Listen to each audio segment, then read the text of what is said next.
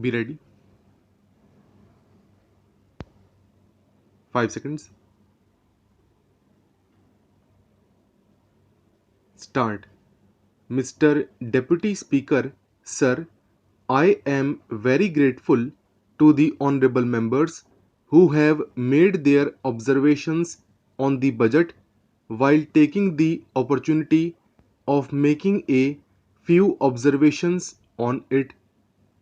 Nobody can claim that this is a budget where there is no deficiency, that this is an embodiment of perfection, and it has been possible for us to do whatever is needed for the betterment of the economic situation in the country.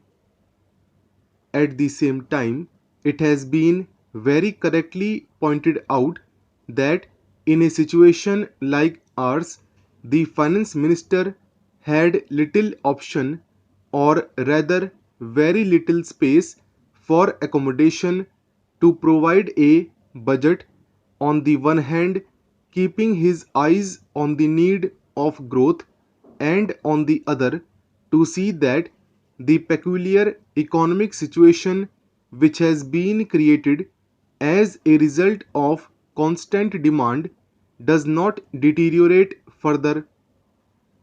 In view of that, it has been admitted by almost all the speakers, including the distinguished leaders of the opposition, that an increase of the order of 31% in the plan outlay would go on a long way and would create an investment climate which would ultimately be beneficial for the country.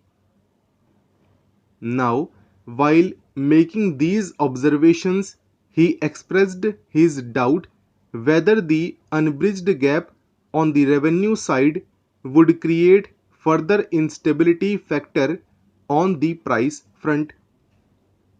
Keeping in view the situation as it is today and the economic disciplines and various measures which we have resorted to, perhaps we can modestly claim, unless certain external factors come into the picture, it would be possible for us to maintain the price stability as it is today, and the same time as it has been expressed by the finance minister in his speech, by reducing the taxes both on direct and indirect side, the total revenues of the country would not be reduced.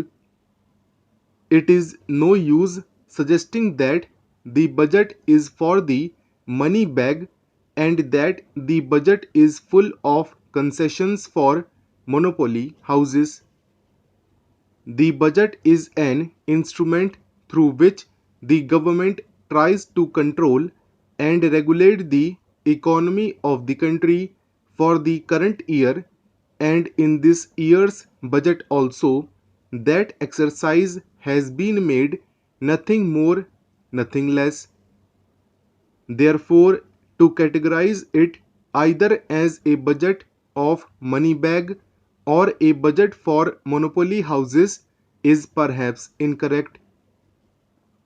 In fact, it reduces the taxes for various categories.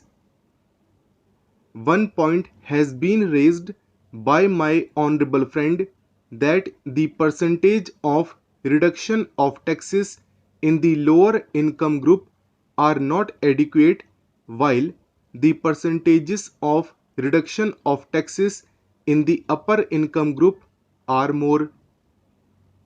In this connection, I would like to point out one aspect which should be kept in mind. If we come to a conclusion that taxation is the only instrument of doing away economic disparity, perhaps it would not be correct. There are certain other factors which must be taken into account in this respect. In a developing economy like ours.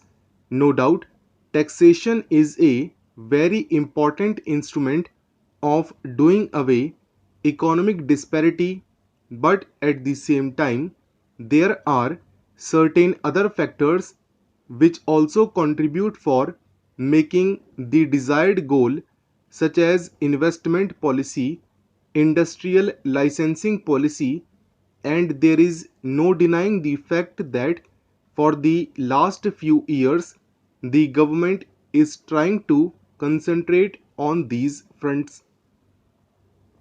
Therefore, when certain tax rates have been reduced, it would not be correct to come to a conclusion that we have given up our idea of doing away economic disparities which prevail in the society. I would like to submit that the basic objective of our taxation system is progression in the rate of taxes. Even in the present tax structure, as it has been pointed out by my honorable friend while making his justification for reduction, but on the wealth tax side, this does not find any justification. Some people may be wondering why we cannot have a higher percentage of taxes.